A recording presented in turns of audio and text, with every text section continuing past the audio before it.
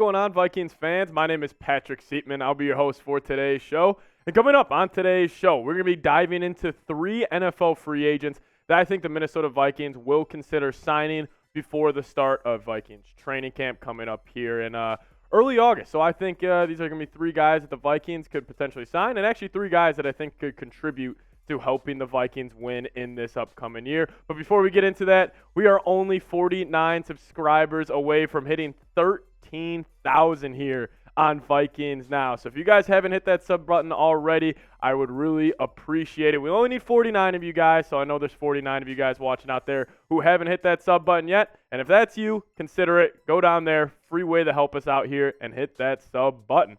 But number one for me, and I've talked about him multiple times on this channel, I think the number one free agent the Vikings could bring in that would automatically contribute to winning and help this team as a whole would be Marcus Peters, the cornerback from the Baltimore Ravens, who is still an NFL free agent, and he's a vet, and he would bring in a much-needed kind of experience value to this Vikings team. This past season, the stat sheet isn't going to blow you away, but he still contributed for the Baltimore Ravens. He had 47 tackles, 2 forced fumbles, 1 interception, and he did have 6 PBUs. But overall, I think the Vikings, the number one need still, and it was the number one need heading into the offseason, is that cornerback position. And yes, they did address it by signing Byron Murphy, and he did take Mekhi Blackmon, but you're really putting a lot of stake into kind of hoping that Andrew Booth and Caleb Evans work out. And I think overall, if you would bring in Marcus Peters, this would be huge because this would allow Byron Murphy to maybe fall back into that CB2 and not put all that pressure on him as to be that lockdown number one corner that you need.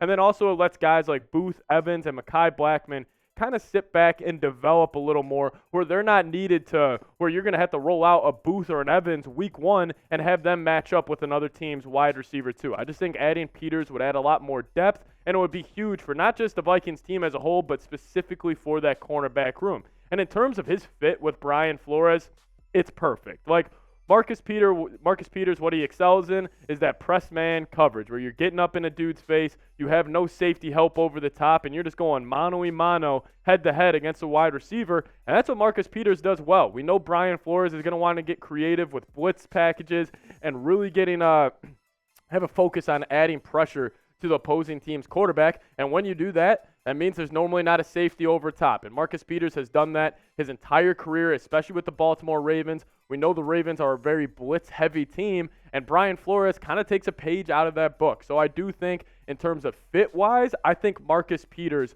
would be an absolute perfect fit for this Minnesota Vikings, and that's why he's probably my number one free agent I want the Vikings to bring in. Well, that's you guys. If you guys are Kwesi Adofo-Mensah and you're the GM, and maybe you're talking to Marcus Peters' agent, would you sign Marcus Peters? Give me a Y for yes or an N for no down in the comment section. I'll make this the pinned comment on today's video. So YouTube's going to throw you an ad break your way. Sit back, let it play, and answer today's pinned comment.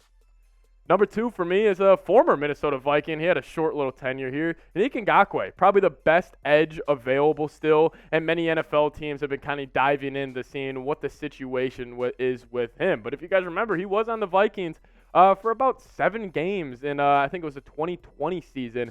And, I mean, listen, this is a guy, if you put up 30 sacks damn near over the last 3 years, you clearly still know how to get to the quarterback really well. Like, I think he is still, as terms of a pure pass rusher, he's up there as some of the best in the league. It's obviously he has that deficiency with his run-stopping ability, but if you were just say, hey, on third downs, pin your ears back, get after the quarterback, there's still not many better options than Yannick Ngakoue in the league. But, I mean, like I said, 2022 season, 9.5 sacks. 2021 season, 10 sacks. And then 2020, 8 sacks. And then 2019, 8 sacks again. He's a walking 8 sacks a year. But I would be out on bringing Yannick Ngakoue mainly for this reason. Let Patrick Jones cook. He will be entering his 3rd year edge out of Pittsburgh. He kind of popped last year in limited reps. Obviously, most of the reps went towards Zadarius Smith and Daniil Hunter, and then even like a guy like DJ Wanham got some reps there as well. But letting Patrick Jones cook with, obviously Zadarius Smith leaving, I want to see Patrick Jones kind of get those 3rd edge reps next to Marcus Davenport and Daniil Hunter. Obviously, we still have that uncertainty around the Daniil Hunter situation. I don't expect Daniil to come back to the Vikings and play on that $4.5 million base salary. So if they can't work something out there, maybe we see Daniil Hunter get traded. And then if Hunter gets traded, I would be a lot more open into bringing Yannick Ngakoue. But with where the Vikings' edge situation is right now, with Hunter, with Marcus Davenport, and then with Patrick Jones and DJ Wanham sitting behind them, I'm fine with letting those guys kind of develop their craft a little more and passing on the veteran edge. But somebody I'm definitely more intrigued about bringing in for the Vikes, Dalton Risner, still probably the best interior offensive lineman left on the market. And we know the Vikings, one of their biggest concerns over the last couple seasons has been the interior of that offensive line. And you know, when you have a statuesque quarterback like a Kirk Cousins who sits back in the pocket and doesn't have the same mobility as some of these other guys, having strong interior protection is very, very important. This is how Dalton Risner ranked last season according to PFF. He was 42nd out of 77 interior offensive linemen, a 61.1 overall grade, and he had one penalty, giving up 3 sacks. And by no means Dalton Risner would come in here and it's acting like we're adding Quentin Nelson to this group. And it's like, oh, here we go. Now the Vikings have a complete offensive line. But if you would add him, just kind of that veteran presence next to those tackles that I think are some of the best in the league, and Darisaw and O'Neal, I think it would be a huge addition for the Vikes. But my overall take with Dalton Risner and Vikings were to bring him in. I would be open to signing him. However, I would still want those starting reps to go to Ezra Cleveland and Ed Ingram, our second-round picks over the past couple of years.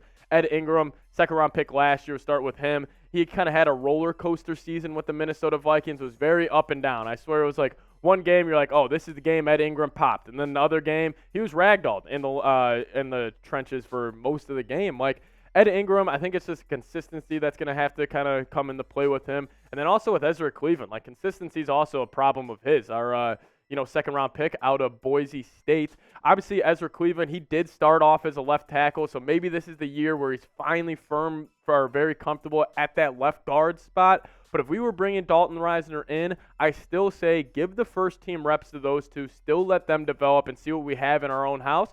But let's just say Ed Ingram, after a couple weeks, and you're like, he's not getting it done. Then you insert Dalton Risner into that starting lineup at maybe that right guard, left guard, because he is a versatile guy. He can play both sides. So I think you do have that flexibility there. But again, the Vikings, they got $18 million to spend in cap space.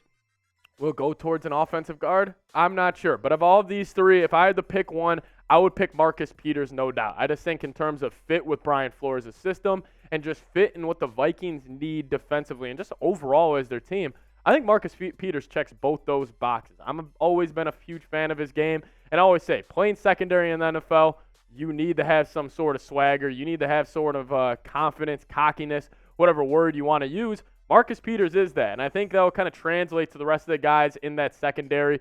And besides Harrison Smith, Vikings don't really have any veterans in that secondary room. Like Byron Murphy's still a young guy, and he probably feels like a veteran in that group. And then you have Lewis Seen, a young guy, Cam Bynum, young guy, Evans, Booth, Mekhi Blackman. Like these are a bunch of year 1, year 2, year 3 players. I just think adding a veteran, I think that would be much needed for a Vikings team that obviously needs more talent on the defensive side of the football. But I ask you guys, if you guys could pick a free agent, obviously we're in the dog days of the NFL season right now, but if you had one free agent to bring in, who would it be? Get down in the comments and let me know. My answer, it's Marcus Peters. But guys, as always, help us reach 13,000 subscribers. Thank you guys so much for watching today's show. That's 3 free agents that I think the Vikings could potentially sign, and they could actually have an impact on this team in the upcoming NFL season. We'll see you guys next time. As always, Skol Vikes.